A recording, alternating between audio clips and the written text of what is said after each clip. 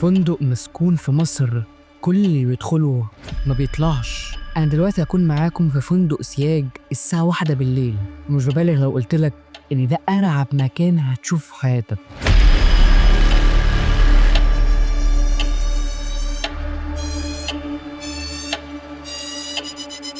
اهلا بيكم في مغامرة وقصة فندق سياج.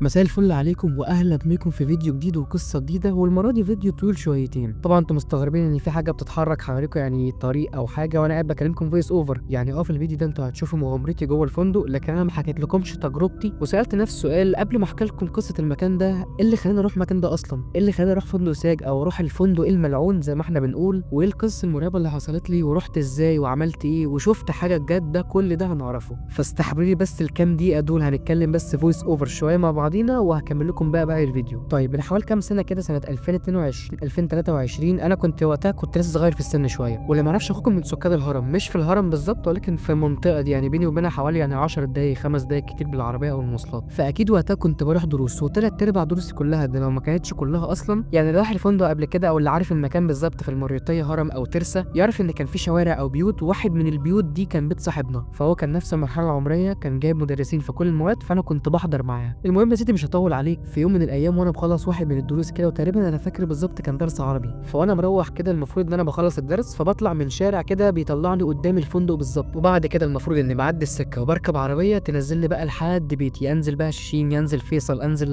نفق، اي عربيه من الناحيه التانيه تقربني من البيت. حلو الكلام، زي الفل. ولكن اللي انا وانت هنسمعه دلوقتي هو مش زي الفل. وانا مروح دايما بيبقى معايا اصحابي معاذ ومصطفى ويوسف، احنا عيبنا كلنا اربعه، هم دايما بيوصلوني اخر الشارع وبيلفوا الشارع من الناحيه التانيه، وده ما كانش من المحبه، يعني هم بس كانوا بيعملوا كده عشان الناحيه التانيه هيجيبوا طلبات لبيتهم ويروحوا. فاحنا مروحين كده، قعدت اهزر ماما واقول لهم: يا اخوانا، مش بتفكروا كده تخشوا فندق سياج؟ فراحوا بصوا لي كده وقالوا: ليه لا؟ انا عارف ان العيال دي لا مؤاخذه كده يا اخوانا عشان الاسامي دي حقيقيه، ان هم جبنه شويتين ثلاثه، او اللي هو ايه، ما تجيش منهم شويتين. فقالوا لي: وليه لا؟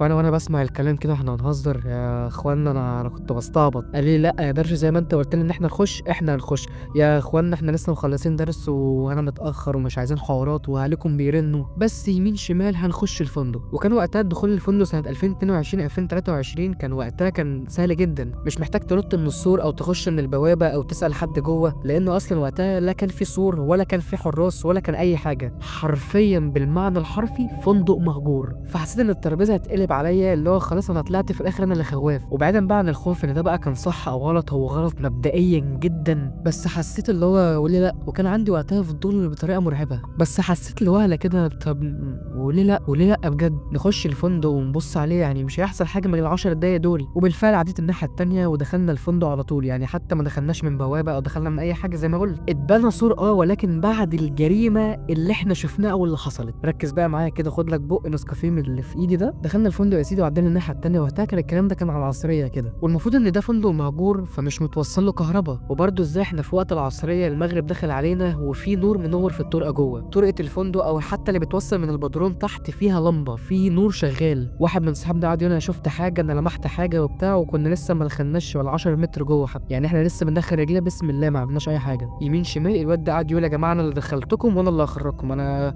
مش هخش الفندق ده تاني ولا نطلع بسرعه. طب يا عم احنا مالناش دعوه، انت عايز تطلع اطلع انت. لا بقى، لو مش هتطلعوا معايا اروح ابلغ المدرسه وصاحبه البيت وابلغ على جروب اولياء الامور، يعني تعالوا معايا احسن، اللي هو بالظبط المعنى الحرفي لوصف كلمه مرشد. ولا خلاص يا عم، ولا ترشد علينا ولا نرشد عليك ولا اي حاجه، يلا بينا نروح كلنا. وخلاص هم عدوا الناحيه التانيه وانا ركبت عربيه وروحت بيتي والدنيا عدت زي الفل. خلينا نقول مثلا اليوم اللي حصل فيه القصه دي كان يوم السبت، بلاش خلينا نقول، هو فعلا كان يوم السبت. فعشان اروح عند بيت صاحبي تاني واقابل نفس صحابي، انا بضطر ان انا اروح عندهم تاني الاسبوع الجاي. ولكن صحابي اللي راحوا معايا دول عشان اشوفهم تاني او اروح حتى بيت صاحبي برضو اللي خدت فيه الدرس، لازم استنى برضو لحد الاسبوع الجاي اللي هو برضو يوم السبت، 2 في 3 في 4 وخميس، لحد ما جينا يوم السبت. ودخلت بيت صاحبي، سلمت عليه السلام عليكم، ورحت شديت كرسي وقعدت على الحصه، وبسم الله الرحمن الرحيم الاقي والده صديقي ده اللي اسمه محمد بالمناسبه طلعت تليفونها وراحت بعتت فيديو على جروب اولياء الامور اللي معانا في الحصه، وبعتت الفيديو والفويس اللي انا هحكي لكم كان جواهم ايه بالظبط على جروب اولياء الامور اللي معانا في الحصه. وكلنا بدون اي استثناء والمدرسه وكل الناس كلها اتفرجت على الفيديو ده. طيب الفيديو كان باختصار ان كان في كذا حد من صحابنا، معاذ ومصطفى ويوسف وكذا حد من الناس دول، تقريبا كان عددهم 4 5. بعد حصه يوم السبت كان يوم الاثنين، المفروض ان هم الثلاثه دول بيبقى وراهم برضو درس في نفس بيت صاحبي، فراح عملوا نفس الحركه الزباله اللي انا عملتها. اول لما نزلنا قالوا لاصحابنا اللي معانا في الدرس ما تيجي نخش فندق اسياج، وعملوا نفس اللي عملته بالظبط، ولكن اللي ما كانش حد متوقعه ان هم دخلوا الفندق وطلعوا لحد الدور السادس. والممتع والغريب والحلو والوحش في الموضوع ان هم المغامره كلها كانوا مصورينها، وبعيدا عن القرف اللي شافوه كانوا حقنوا ملابس داخليه لستات مش كويسه،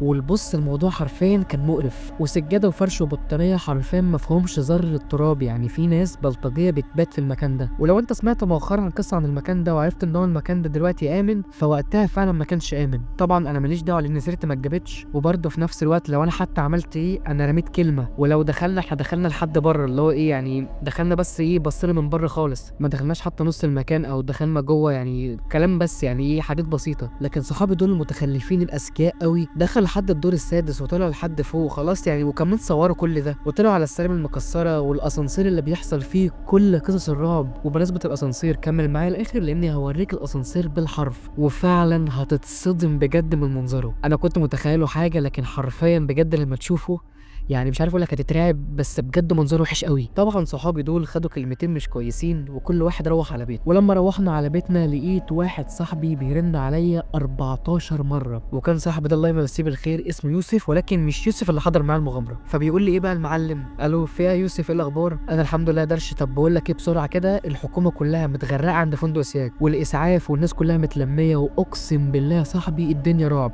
فانا بسمع الكلام كده يعني طب ماشي في ايه بالظبط؟ على حد ما انا فاكر بما ان القصه اللي بحكيها لكم دي حقيقيه، كان موجودين من جثتين ل3 جثث موجودين في الفندق متحللين ومش باين لهم ملامح، بقالهم فتره متوفيين او ميتين جوه الفندق، وباين على جسمهم حرفيا الرعب، يعني بجد الموضوع مرعب. وبسمع الكلام ده من صاحبي وافتح التلفزيون لقيت برضه نفس الكلام، وقفلت معاه من هنا لقيت صاحب البيت اللي انا بحضر عنده الدرس بعتت مقاله لمجله معروفه زي اليوم السابع ومصر اليوم والحاجات دي من غير ذكر اسمها، يعني عن ان فعلا الكلام ده حقيقي، لقي جثتين 3 عند فندق سياج. ومن وقتها ظهرت مغامرات كتير جدا جدا لصناع محتوى دخلوا فندق سياج، واخوكم طبعا درش كان اول من يتكلم عن الفندق ده، بس الكلام ده كان زمان طبعا. وكان امنيه حياتي ان انا اخش الفندق ده مش عشان بس تقليد او ان انا بس انزل فيديو عشان يفايرل، لان من قريب من غير ذكر تواريخ في رجل اعمال من غير ذكر اسمه او من غير ذكر جنسيته اشترى الفندق ده، لان بعد حادثه الجثتين 3 دول حصلت الكرات مرتين 3 وحصلت حرائق في الفندق مرتين 3 لدرجه ان خلاص رجل اعمال او شخص قرر ان هو يشتري الفندق ده، يرممه بقى يهده يعمل اي حاجه، المهم ان هو خلاص الفندق بقى ملكه. تعدي الايام والسنين والشهور ودلوقتي جينا زي ما احنا دلوقتي. الفيديو ده المفروض ان هو ينزل 2026 شهر 4. فيديو المغامره اللي انت بتتفرج عليه ده اصلا اتصور شهر 11 12 كده 2025،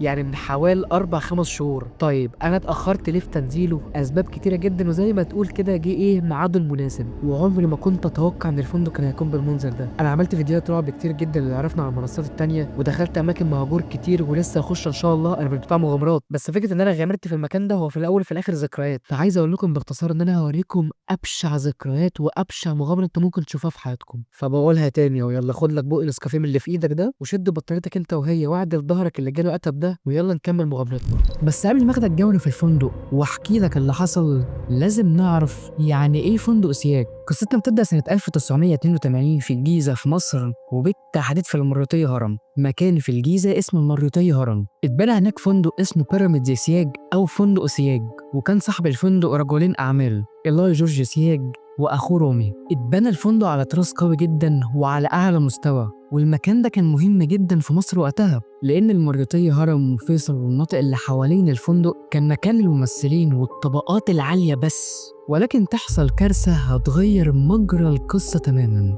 وهي ان إيلاي ورومي جورج سياج اتراكمت عليهم الديون. لحد دلوقتي مفيش مصدر موثوق، بس بيقول انها كانت 500 مليون جنيه مصري، انت متخيل معايا الرقم؟ واتقفل الفندق وقتها لحد سنة 2005. في الوقت ده ظهر أكتر من 4 حرايق في الفندق دمرته فعلا. الحريق كان صعب ومرعب بدون أي سبب، وهوريك معايا آثار الحريق اللي حصلت في الفندق. أيوة زي ما انت شايف كده المكان صعب. نيجي بقى الأهم، هو يا درش فندق سياج مسكون؟ هما ردين، واحد في آخر الفيديو عشان أنا دخلت المكان بالليل، والتاني أنت اللي هتقوله بسبب القصة اللي هحكيها لك دلوقتي. بس لو هنقول فعلا قصة مرعبة فهي قصة الحرام. في سنة من السنين شخص اسمه محمد عرف أهله وأصحابه أنا رايح مشوار مهم وجا على طول، ويعدي الوقت فعلا ساعة والتانية، يعدي يوم والتاني والتالت، محمد ما يرجعش، وتليفون أهل الراجل ده يرن. ألو، مين معايا؟ وكانت الصدمة وقتها لأن حد قال للأهالي وقتها ابنكم لقيناه في فندق سياج ميت وتعالوا عشان تتأكدوا تدفنوه. صدمة على الأهالي كلهم، والصدمة المرعبة أكتر إنه طلع فعلا ابنهم. طب إيه اللي حصل في ليلة محمد؟ يعني لقيتوه إزاي؟ في الحقيقة لما الناس لقيت محمد لقوه قطع النفس جوه أسانسير الفندق، ودي مش أول قصة ولا أول مرة إنهم يلاقوا جثة في الأسانسير. المصيبة يا جدعان إن مش شرط الجثث دي تبقى بني آدمين، لأن برضه يلاقوا جثث وهياكل عظمية لكلاب شوارع كتير جدا جوه الفندق، وبالتحديد في الدور الرابع في الأسانسير. اشمعنى كل ده بيحصل في الدور الرابع؟ فعلا الموضوع مرعب ومش سهل أبدا. أقول لك على حاجة، ما تيجي نخش فندق سياج سوا؟ قبل أي حاجة محدش يقلدني، أنا مأمن نفسي كويس جدا جدا جدا، وفي ناس كتير قوي كانت معانا ورا الكاميرا وجوه وبره المكان، فانا وانت هنستمتع ونشوف حاجات جديده عليا وعليك، فبلاش. وبرضه هكون معاكم فويس اوفر جوه المكان عشان برضه اقول لكم انا فين والقصه الكامله وايه المواقف اللي حصلت. اول حاجه حضرت حاجتي وطلعت على الفندق سياب، وكان صديق الرحله محمد هاني صاحب قناه المستكشف، هسيب لكم لينك قناته في الوصف وهثبت الكومنت بتاعه. دخلنا الفندق واحنا في الطريق وبنحضر حاجتنا، قلت للشباب اللي كانت معانا خلي بالكم المكان فيه حفر كتير، ولو رجلك وقعت في واحدة فيهم مش هتطلعها تاني. معلش هي مش حفر، دي أنفاق، وسبب وجود الأنفاق دي زي ما قلت في أول الفيديو مش فاكر بصراحة، إن البلطجية والمتشردين كانوا بيستدرجوا ناس جوه الفندق عشان حاجات مش كويسة، وبعد لما يخلصوا بيجيبوا الشخص أو الشخصية ويرموه يا إما في الأسانسير يا إما في واحد من الأنفاق اللي هنشوفها أنا وأنت دلوقتي. فوانتم ماشيين كده بصوا على الأرض الله يستركم. دخلنا الفندق عادي خطوة والتانية، وعلى فكرة المكان كبير جدا، متاهة والله العظيم، التصوير ظلمه جدا ومش مديله هيبته. المكان فعلا من بره أساسا مرعب، ما بالك انت جوه المكان، يعني شعور ما يتوصفش. اللي قدامك ده دم بشري حقيقي، وانا هنا كنت بقول سبب وجود الدم ده. المفروض دلوقتي ده فوق سطح فندق سياج، بص كده المكان عامل ازاي.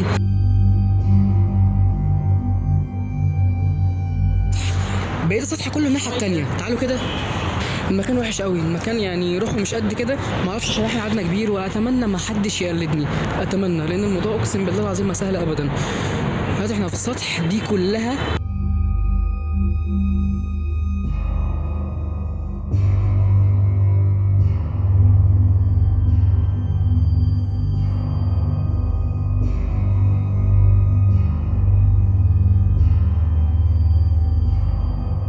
نيجي بقى للحظة المنتظرة، وانت يا درش في الفندق ما كنتش خايف؟ يا عم درش انا دلوقتي في اخر الفيديو مشوفتش باب اتحرك، حاجة ولعت، خيال معدي مثلا، فتعالوا نكمل جولة في المكان.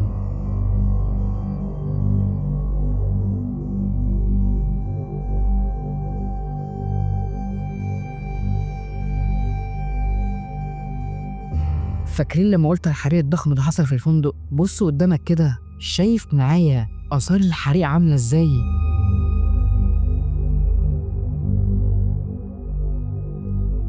فاكر برضه الحفر أو الأنفاق اللي قلتلك عليها؟ أيوة هي اللي قدامك دي. تخيل ماشي عادي في الفندق ولا في دماغك أي حاجة، بص حفرة تجيب أجلك، مش ببالغ أو بطول عليك، بس لو حطيت فعلا رجلك مش هتطلعها تاني.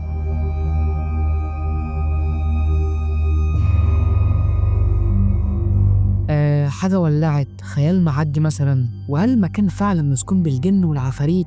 وليه؟ من حيث ان المكان خطير، من حيث الانس ايوه بصراحة المكان دلوقتي امن شوية عن زمان وبيتم الاصلاحات فيه وبيظبطوه، بس برضه خطر. لكن من الجن حصل موقف غريب معانا واحنا قاعدين على السطح وبنصور عادي، نلاقي ازازة اتحدف علينا. انا بصيت للمستكشف كده واستغربت، وبصيت للرجال اللي كانوا بيصوروا، ازاي يا رجالة حد بيهزر؟ الحاجات دي مبدئيا ما فيهاش هزار، ولو حد بيهزر يقول حلف وميت حلفان والله يا محمد ويا درش ما عملناش حاجة. وبعدين فعلا الموضوع غريب، المكان ده معديين منه 3 مرات ما كانش فيه خشبية توحد ربنا. وبعدين زي ما قلت احنا في السطح، اكيد محدش هيرمي حاجة لنا من فوق. فمحمد هدى الدنيا وقال يلا نكمل. وبرضه واحنا بنكمل تصوير وبنخلص كل ده واحنا على السطح، ركز معايا، حد من الشباب داخ شوية وقعد يصرخ ويزعق ويقول في حد هنا يا جدعان، في حد هنا، في حاجة بتتحرك هنا، بصوا. بصينا فعلا ما لقيناش حد. ممكن تقول يا درش هم ممكن بيكونوا بيهزروا، المصيبة ان اللي بيقول كده بيهزرش، في حاجة غلط. لحد ما الشباب كلهم المستكشف قال درش انا خلصت ومش هكمل، انا صورت كتير وحاسس ان في حاجة غلط، يلا نمشي. وفعلا خلصنا الجزء بتاعه، بنكمل ونازلين على السلم مروحين. ومن هنا يبدأ الرعب ونرد على اهم سؤال، هل درش اللي قدامك ده شوف حاجة مش طبيعية في المكان؟ طب يا اخوانا بقى اللي انا حكيته ده حصل لواحد صاحبي، او حتى الموقف الاولاني حصل قدام عينينا، لكن انا بنفسي شفت حاجة. اسمع بقى الحكايه دي، كذا موقف حصل، معرفش انا قلت ولا لا في الفيديو. انا شفت خيال معدي قدامي لدرجه ان انا حرفيا انا اتسرعت وخفت، وبدل ما احنا كنا بننزل بالراحه عشان السلم متكسر وحالته متبهدله، حركتنا على السلم ازدادت وكنا حرفيا كنا بنجري. وفي موقف تاني ولكن ده كان حصل يوم تاني. انا لما جيت صورت المغامره دي انا صورتها في يوم، ولكن ما نزلتش البدروم، فما يعديش غير يومين كده وقدرت ان انا انزل البدروم، ولكن دخلت انا لوحدي. كل اصحابي اللي اقدر اعتمد عليهم اللي هو ما بيخافوش وبتاع قلبهم ميت يسندوا معايا كلهم ما ردوش. فانا كدرش انا محتاج انزل بدروم، هو لانه اصلا البدروم هو محور القصه كلها. نزلت يا باشا منك ليها البدروم، ورحت جبت تليفوني وقعدت اصور. البدروم حرفيا تحس ان هو عامل زي اوضه، لكن اوضه مظلمه. او ممكن اديك مثل تاني ان هو عامل زي فجوه زمنيه، في باب اوضه انت شايفه النور ما بيقربش منه، لا نور الشارع ولا نور الشمس، وحرفيا مرعب. انا مش واقف قدام طرق او واقف قدام باب، انا واقف قدام فجوه زمنيه. دخلت شويه ومسكت الكشاف وقعدت اصور وعمال اتعمق جوه واروح يمين وشمال، لدرجه ان انا ما خدتش بالي من ظهري ان انا خلاص تعمقت جوه نور الشارع، المكان اللي بطلع منه انا مش شايفه، وعمال اصور وحرفيا انا في حاله رعب. لحد ما فجاه الكشاف اللي انا كنت مشغله فصل، فتوترت كده شويه ورحت مطلع التليفون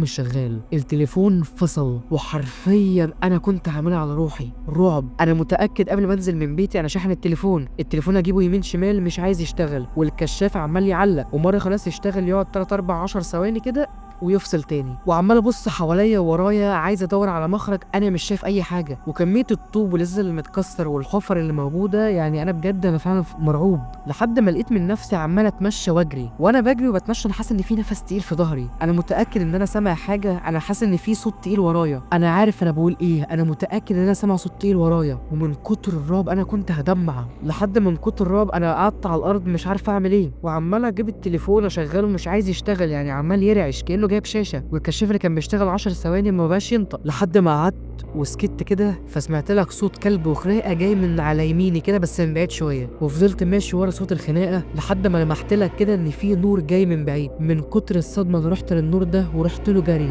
وكاني بالظبط عامل زي الطفل اللي ما صدق انه ليه والدته بعد لما كان تايه. فضلت اجري وحرفيا اتخبطت ووقعت كذا مره، وكنت وقتها كنت لابس تيشيرت وبنطلون اسود. انا طلعت من البدروم هدومي كلها مليانه تراب، وقفت على جنب كده وقلت اخد نفسي وقعدت انفض هدومي، ونفضت هدومي كده وبصيت ورايا على المكان اللي خرجت منه، ونفس الكلام، فجوه زمنيه. حمدت ربنا وعديت الناحيه التانيه وركبت عربيه وروحت بيتي. وزي ما انت مركز معايا انا قلت ان انا كنت مصور، جيت ابص على التصوير انا ما لقيتلكش اي حاجه. ايوه زي ما انت سمعت، ما لقيتلكش اي حاجه. انا كنت متاكد انا كنت بصور فيديو و2 و3 وصور، ما لقيتلكش لا صوره ولا فيديو، وحد ربنا. ساعتها ادركت ان الموضوع في حاجه غريبه، وحمدت ربنا وبوست ايدي وصلاتين بجد ركعتين لله ان انا خرجت من المكان ده حي.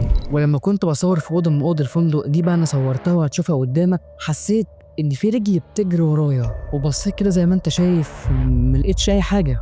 يعني باختصار شديد ردي، المكان فعلا روحه وحشه جدا ومسكون بالجن. وعلى فكره الجن مستحيل يظهر، مع احترامي لكل الناس اللي بتغامر وبتعمل فيديوهات رعب. ايوه ممكن تتخيل حاجه، تشوف حاجه معديه، باب اتحرك مثلا، او طوب او حاجه تخوفك وترمى عليك، ازاز مثلا، ده من علامات ان المكان ده مسكون بارواح الجن. لكن نولع في المكان وحريقه تحصل من غير اي سبب مستحيل، وان الجن يظهر دي بقى مستحيله. وللاسف سبب الحرائق اللي حصلت في الفندق لحد دلوقتي مش معروف مصدرها ايه، يعني تفضل مجهوله لحد دلوقتي. احب انهي القصه دي ان المغامره ما كانتش سهله، واتمنى بجد يا جماعه ان محدش يقلدني. وبما انك يا رايق منك ليها انت بتتفرج لحد دلوقتي، انزل اعمل لايك، لا بجد انزل اعمل لايك دلوقتي حالا. ومتنساش تبقى درشاوي واصيل ورايق، وتشترك في القناه طبعا، وتقول لك في الكومنتات، واشوفكم على خير في قصه جديده. وبس كده.